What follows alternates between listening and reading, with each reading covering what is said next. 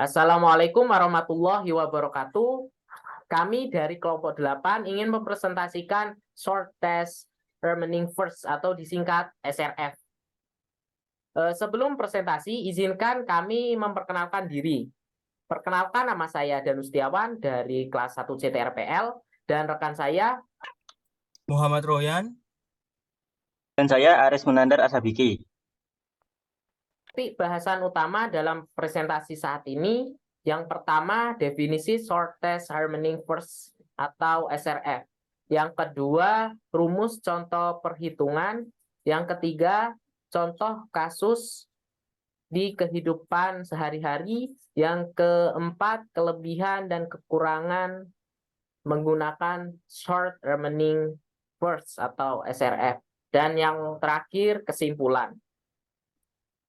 Masuk pada pokok bahasan pertama,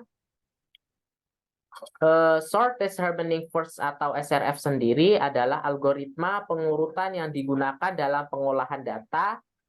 Algoritma ini bekerja dengan memilih elemen yang paling singkat dari kumpulan data yang ada, kemudian menjaga posisi elemen tersebut di posisi terdepan hingga selesai diolah. Lanjut ke pokok bahasan kedua, yaitu rumus untuk penyelesaian perhitungan masalah. Di sini Kali ini pokok bahasan kedua akan dijelaskan oleh rekan saya, Royan.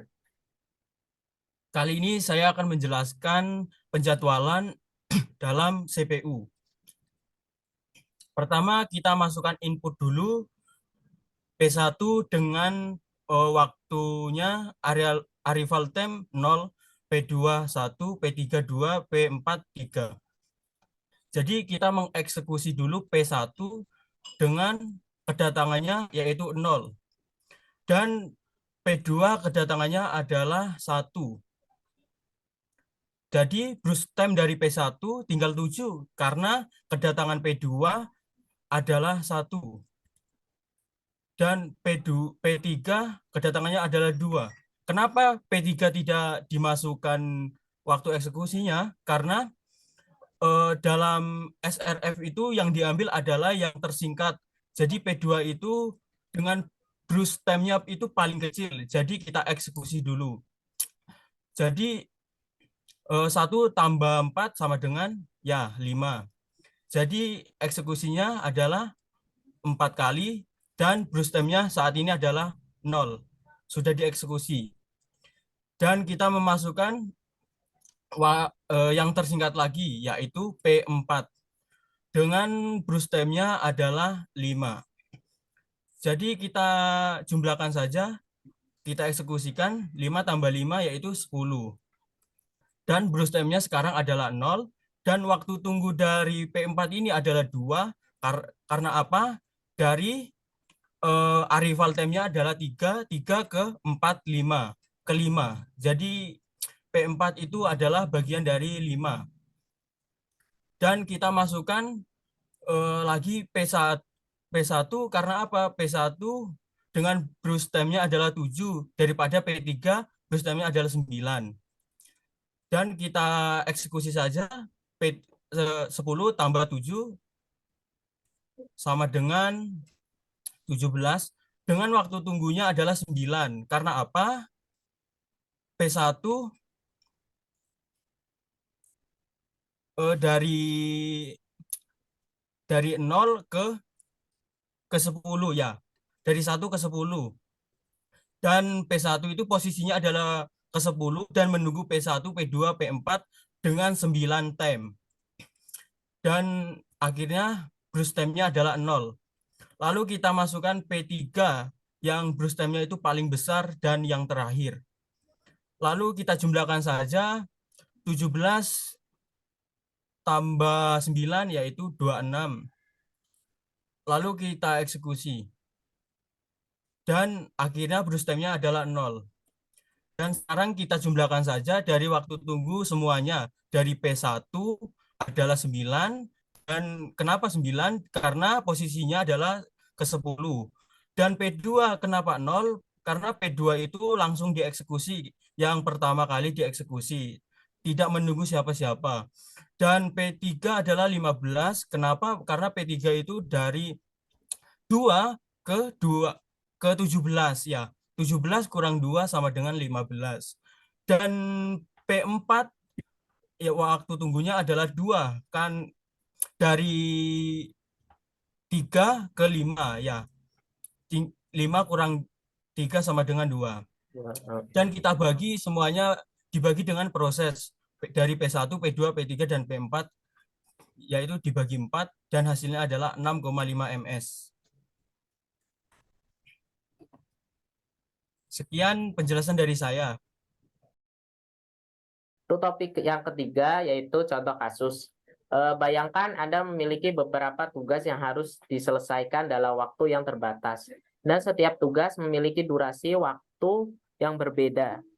Jika Anda memprioritaskan menyelesaikan tugas dengan waktu yang tersisa paling singkat terlebih dahulu, ini akan menjadi pendekatan analogi dengan prinsip shortest remaining first. Misalnya, jika ada tugas yang hanya memakan waktu beberapa menit untuk diselesaikan dan tugas lain yang membutuhkan waktu beberapa jam, Anda mungkin memilih untuk menyelesaikan tugas yang lebih pendek terlebih dahulu untuk meraih keberhasilan lebih cepat. Lanjut ke topik bahasan keempat, yaitu tentang short range forecast, kelebihan dan kekurangan. Bisa dijelaskan oleh teman saya, yaitu Nandar. Baik, saya akan melanjutkan presentasi dari teman saya. Kelebihannya yaitu 1. Minimalkan waktu eksekusi. SRF dirancang untuk meminimalkan waktu eksekusi total proses, karena selalu memilih proses dengan waktu eksekusi yang paling pendek yang masih tersisa. 2. Responsif terhadap proses pendek. Cocok untuk situasi di mana sebagian besar proses pendek hadir, karena dapat memberikan hasil yang cepat untuk proses-proses dengan waktu eksekusi yang pendek. Kekurangannya yaitu 1. Penjadwalan berubah-ubah. SRF dapat membuat penjadwalan berubah-ubah dan sulit diprediksi, terutama dalam situasi di mana proses-proses baru masuk atau selesai dengan frekuensi tinggi. 2. Kerusakan untuk proses panjang. Proses-proses dengan waktu eksekusi yang panjang dapat mengalami penundaan yang signifikan karena selalu mendapatkan prioritas lebih rendah dibandingkan dengan proses-proses yang lebih pendek. 3. Potensial untuk starvation.